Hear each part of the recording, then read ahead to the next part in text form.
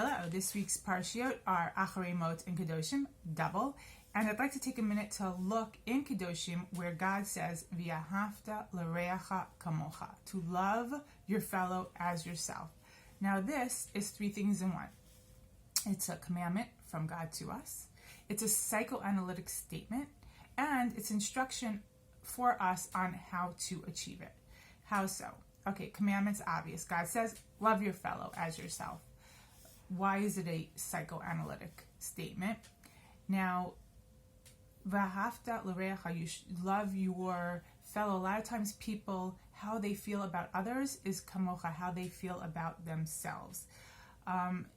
Sometimes people love the other person so much, and it's because there's likeness. Oh, I connect to that quality. They are like me in that way, and I connect to them, and I love them because of that way.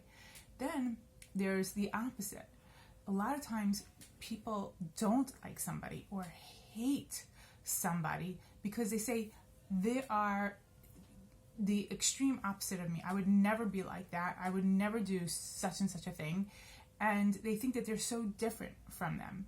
But there's a basic psychoanalytic concept that's called projection. A lot of times you see people, they can't stand or they hate, and they're constantly calling out somebody for a specific quality, different people. They're always saying one thing they're focusing in on.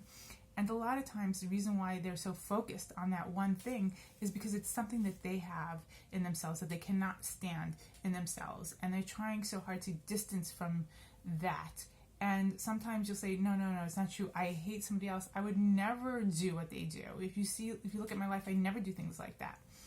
But that's exactly the thing, is sometimes people don't even know. They spend their whole lives trying to overcompensate for some sort of trait that they have a fear of manifesting, and they bend over backwards and they live their whole life trying not to be that. And so when they see it in somebody else, they can't stand it, they hate it, and they just want to be at a distance from it. So that is also because they see what they fear in themselves, in their own person, and that's why they can't stand.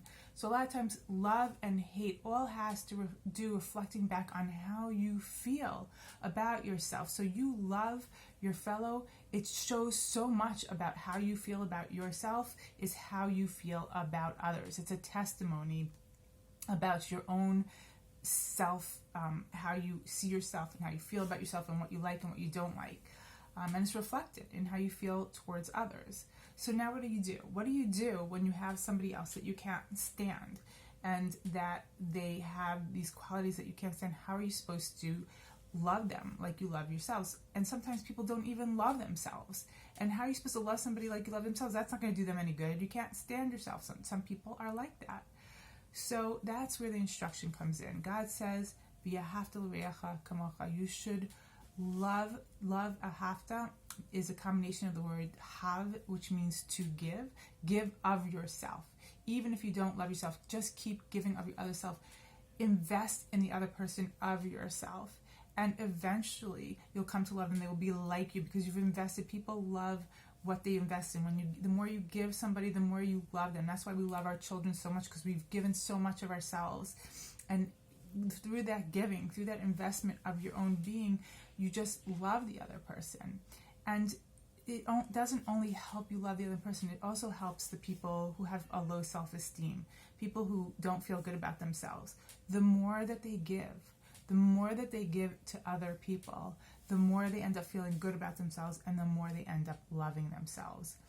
So it benefits you and it benefits everybody if we would all take heed to these words and live our lives accordingly. Shabbat Shalom.